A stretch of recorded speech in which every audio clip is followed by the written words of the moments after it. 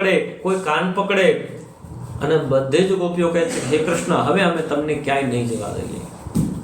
ત્યારબાદ ભગવાન એ બધી જ ગોપીઓની સાથે મળી અને એ રાત્રિમાં શરદ પૂનમની રાત્રિમાં ભગવાન રાસ કરે છે. એવો દિવ્ય અને ભવ્ય રાસ કરે છે કે એનું વર્ણન કરવું શક્ય નથી. સુખદેવજી કહે છે કે હે રાજા પરીક્ષિત, આ એટલો અલૌકિક અને ભવ્ય રાસ છે કે ભગવાન શંકર પણ તેમને જોવા આવતા. ભગવાન ઇન્દ્ર, ઇન્દ્રાણી એ બધા જ વગેરે દેવતાઓ વિમાન લઈ અને ત્યાં જોવા માટે આવતા. અને આ રીતે ભગવાને ગોપીઓના જેટલા મનોરથ હતા ને એ બધા જ મનોરથને પૂર્ણ કરે છે. અને ત્યાર પછી શંખચૂડ નામનો એક રાક્ષસ હતો, એ ગોપીઓને ઉપાડીને લઈ જતો હતો. એટલે ભગવાને એને નાશ કર્યો અને ગોપીઓને ત્યાંથી બચાવી છે. ત્યારબાદ ગોપીઓ સાથે મળી અને યુગલ ગીત ગાય છે. ભગવાનની લીલા ચરિત્રોનું વર્ણન કરે છે કે ભગવાન ગાયોને ચરાવવા માટે જતા હોય ને ત્યારે ડાબા ખંભા ઉપર ડોક નમાવી અને વાંસળી વગાડતા વગાડતા ગાયોની સાથે ફરે છે. અને એવો નાદ કરે છે કે એ સાંભળતાની સાથે ગાયો પણ ત્યાં સ્થિર થઈ જાય છે. હવે ભગવાનના ચરિત્રોની વાત કરતા કરતા ગોપીઓ આખા યુગલ ગીતને ગાય છે. સુખદેવજી આગળ કહે છે કે રાજા પરીક્ષિત, આ તરફ કંસને નારદજી કહે છે કે કંસ, તું જે દેવકીના 8મા પુત્રને શોધતો હતો ને એ બીજો કોઈ નહીં, નંદ બાબાનો જે કૃષ્ણ કનૈયો છે એ જ દેવકીનો 8મું સંતાન છે. અને એનો મોટો ભાઈ બલરામ છે ને એ 7મું સંતાન છે. જે કન્યાને તે મારવાનો પ્રયત્ન કર્યો હતો ને એ તો નંદ બાબાની કન્યા હતી. એટલે હવે કંસ પોતાના મંત્રીઓની સાથે સભાસદો સાથે ચર્ચા કરે અને ધનુષી યજ્ઞ કરવાના નામથી ભગવાનને તેડાવે છે. અક્રૂરજી ભગવાનને લેવા આવે અને આખું ગોકુળ એ શોકમય થઈ ગયું. જે કૃષ્ણ વગર એમનો એક દિવસ પણ ચાલતો નથી એવી ગોપીઓ હવે કૃષ્ણને કેમ જવા દે? અક્રૂરને કહે છે કે તું અક્રૂર નહીં પણ તું ક્રૂર છો. ક્રૂર એટલે એવો કે જેનાથી બીજો કોઈ પાપી હોઈ ન શકે. તું ક્રૂર છો, તું અમારા કૃષ્ણને તું લઈ જા છો. પણ અંતે ભગવાન એ ગોપીઓને સમજાવે અને પછી ત્યાંથી મથુરામાં આવે છે. આવતાની સાથે જ મથુરાવાસીઓ ભગવાનનું ભવ્ય સ્વાગત કરે છે. ભગવાનને ફૂલમાળા ધોબીને મારી એમની પાસેથી વસ્ત્રો લે છે. ભગવાન દરજીના કપડા સીવી આપે છે અને ભગવાનને ચંદન પણ લગાડવામાં આવે છે. અને એ જ સાંજે ભગવાન ધનુષ્ય યજ્ઞનું જે ધનુષ્ય હતું ભગવાન એનું ભંગ કરે છે અને ત્યાંના સૈનિકોને માર મારી ભગાડે છે. બીજે દિવસે સવાર થતાની સાથે ભગવાન જ્યાં કંસે યુદ્ધ મેદાન બનાવેલું યજ્ઞશાળા હતી ને ભગવાન ત્યાં જાય છે અને બધા જ દુષ્ટોનો, બધા જ પાપીઓનો નાશ કરી અને અંતે ભગવાન કંસનો પણ વધ કરે છે. ભગવાન કંસનો વધ કરી અને ત્યારબાદ રાજા ઉગ્રસેનને છોડાવી એમને ત્યાં રાજા સ્થાપિત કરે છે. અને ભગવાન બંને ભાઈઓ એ ગુરુકુળમાં જઈ અને વેદ્યાભ્યાસ કરે છે અને બધી જ કળાઓને શીખી અને ભગવાન ગુરુકુળમાંથી પ્રવેશ કરી બધી જ વિદ્યાનો અભ્યાસ કરી અને ફરીથી પાછા મથુરામાં આવે છે. અને એ સમયે ભગવાનને વ્રજની યાદ આવે છે. ભગવાન ઉદ્ધવજીને વ્રજમાં મોકલે છે કે ઉદ્ધવજી તમે વ્રજમાં જાઓ અને ગોપીઓને સમજાવો એ મને વારંવાર યાદ ન કરે. પ્રેમ અને સ્નેહ આ અન્યોન્યાશ્રિત હોય છે. તમે કોઈનું ચિંતન કરો ને એટલે એના મનમાં પણ તમારા વિષયની વાત યાદ આવવા માટે. એટલે ભગવાન કહે છે કે ઉદ્ધવજી ગોપીઓને તમે એટલું સમજાવજો કે તમે વારંવાર મારું ચિંતન ન કરો, તમે જાઓ એને તત્વનું જ્ઞાન આપી આવો. ઉદ્ધવજી ભગવાનના કહ્યા પ્રમાણે આવે અને નંદ બાબાનું સ્વાગત કરે. બીજા દિવસે સવારે ઉદ્ધવજી સ્નાનાદિક કરી અને યમુનામાંથી પાછા આવે. કૃષ્ણ આપેલું ધોતિયું પહેરી અને આવતા હોય ને તો ગોપીઓને એમ લાગે કે આ કૃષ્ણ પાછા આવ્યા છે, પણ નજીક જઈને જોવે તો કૃષ્ણ નથી, કૃષ્ણના મિત્ર છે. અને ત્યારે ગોપીઓ સાથે મળી અને ભ્રમર ગીત ગાય છે. એક ભ્રમરાને જોઈ ઉદ્દેશી અને એવા વાત કરે છે કે આ ભ્રમર એ પણ અમારા કૃષ્ણ જેવા કપટી છે. જ્યાં સુધી પરાગ પુષ્પ પર પરાગ હતી એ લેવા માટે ત્યાં બેઠા, જેવી પરાગ લેવાઈ ગઈ એટલે ત્યાંથી હાલતો થઈ જાય ભમરો. એમ કૃષ્ણ પણ અમારી પાસે જ્યારે સ્નેહ પ્રેમની આવશ્યકતા હતી ત્યારે લીધા અને હવે એ મથુરામાં જતા રહ્યા. અનેક જાતના ઉદાહરણો આપે છે કે જેમ દક્ષિણા લઈ અને બ્રાહ્મણ નીકળી જાય ને એ બ્રાહ્મણ પછી યજમાનના ઘરે નથી આવતો. જે વનમાં આગ લાગવાથી પક્ષીઓ વનનો ત્યાગ કરે ને એ પક્ષીઓ પાછા એ વનમાં નથી આવતા. આમ અનેક જાતના ઉદાહરણો આપે છે. ઉદ્ધવજીને સમજાય છે કે આ કોઈ સામાન્ય ગોપી નથી અને આને હું શું ઉપદેશ આપું. અને ત્યારબાદ ઉદ્ધવજી પાછા ભગવાનની પાસે આવે છે અને ભગવાનને ગોપીઓની વાત કરે છે.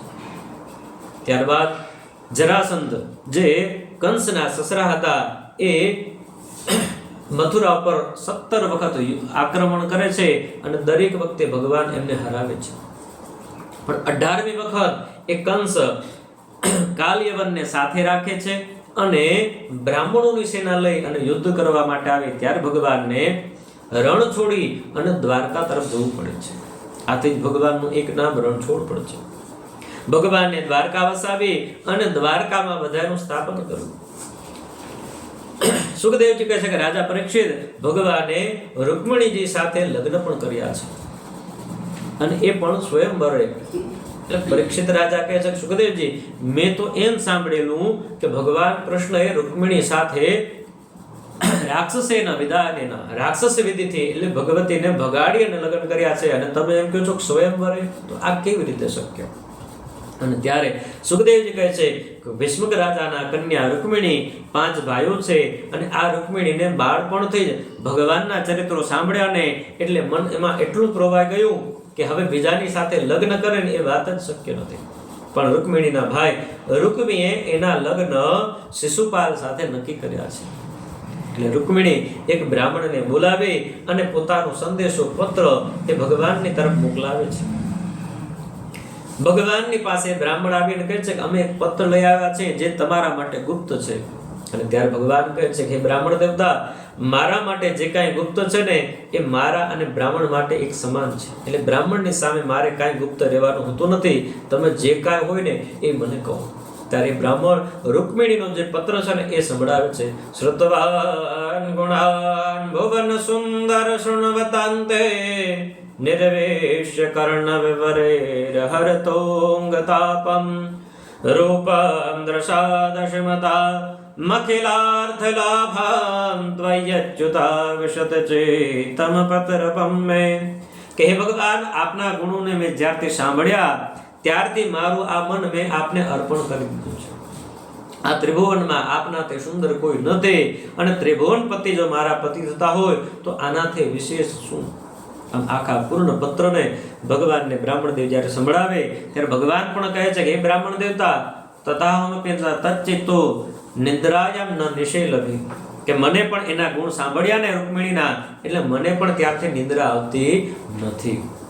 ભગવાન એ બ્રાહ્મણ દેવની સાથે રથમાં બેસી અને વિદર્ભ તરફ જાય છે અને એ જ સમયે રૂકમિણી ભગવતીમાં પાર્વતીની પૂજા કરવામાં આવતા હતા.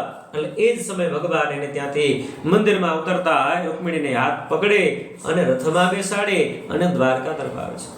માર્ગમાં શિશુપાલની જે જાન આવી હતી એને ખ્યાલ પડે, રૂકમીને ખ્યાલ પડે. રૂકમી યુદ્ધ કરવા માટે આવે અને ભગવાન એને યુદ્ધમાંથી હરાવે છે અને એને પોતાના નગરની બહાર જ નવા રાજ્યની સ્થાપના કરે છે. ભગવાન રૂકમિણીને સાથે લઈ અને જ્યારે દ્વારકામાં આવ્યા ત્યારે હર્ષ અને ઉલ્લાસની સાથે ભગવાનના લગ્ન રૂકમિણીજી સાથે થયા છે. અને આ રીતે હે રાજા પરીક્ષિત ભગવાનના સૌપ્રથમ લગ્ન થયા. એ રૂકમિણીથી એક સંતાન થયું હતું અને એ સંતાન જન્મતાની સાથે એને ભૌમાસુર નામનો જે રાક્ષસ હતો એનો મિત્ર એ રાજાએ આને નદીમાં ફેંકાવી દીધો હતો. એ જ સિવાય ભગવાનના અનેક જાતના બીજા લગ્ન થયા છે. જેમ કે શ્યમંતક નામનો જે મણિ હતો સત્રાજીત રાજાનો, આ ચોરવાનું ભગવાન ઉપર આરોપ લાગ્યો અને એ મણિ શોધતા ભગવાનના 2 લગ્ન થયા. જેમાં ભગવાન જાંબવંત સાથે યુદ્ધ કરે છે અને ભગવાન જાંબવંતને હરાવી એમની કન્યા જાંબવતી સાથે લગ્ન કરે અને મણિ જ્યારે શ્યમંતક રાજાને સત્રાજીતને પાછો આપે ત્યારે એ અપમાનના ભયથી પોતાની કન્યા સત્યભામાના લગ્ન ભગવાનની સાથે કરાવે છે. ભગવાનના એક લગ્ન સૂર્યપુત્રી કાલિંદી સાથે ભગવાન જ્યારે દ્વારકા પાંડવો પાસે આવે ત્યારે એ તપ કરતા કાલિંદીને મળે અને ભગવાનના લગ્ન એમની સાથે, જેને આપણે તાપી તરીકે પણ ઓળખીએ. એક ઉજ્જૈનના રાજા વિંદ અને અરવિંદ હતા અને આની કન્યા મિત્રવિંદા હતા. આના સ્વયંવર હતા. ભગવાને એમની સાથે સ્વયંવરમાં લગ્ન કર્યા છે. એક કૌશલ દેશના રાજા નગ્ન જે હતા અને એની એવી પ્રતિજ્ઞા હતી કે મારી પાસે જે 7 આખલા છે, કોઈ વ્યક્તિ એ 7 આખલાને એક જ દોરીથી નાથી અને બાંધે તો મારી કન્યાના હું લગ્ન કરાવીશ. અને ભગવાન એક જ ક્ષણની અંદર એ 7 આખલાને દોરીથી બાંધી અને એ કન્યા નાગનજીતી સાથે ભગવાન લગ્ન કરે છે. ભગવાનના એક ફઈ હતા શ્રુતકીર્તિ અને એમની કન્યા હતી ભદ્રા. ભગવાને આમની સાથે પણ લગ્ન કર્યા છે.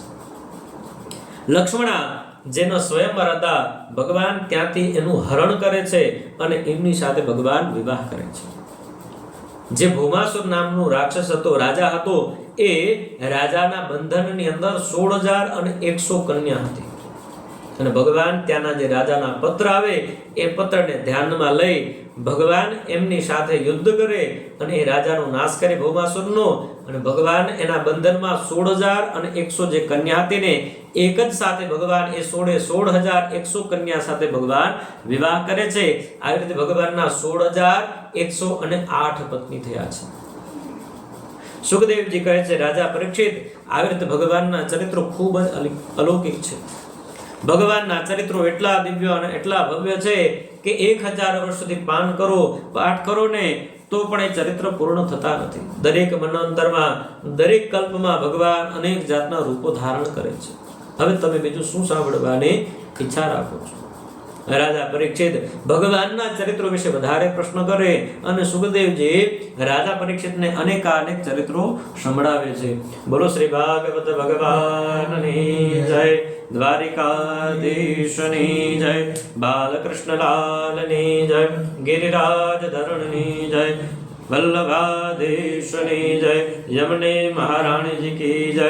નમઃ પાર્વતી પતજે, હર હર મહાદેવ. બોલો ભાઈ. હાલો.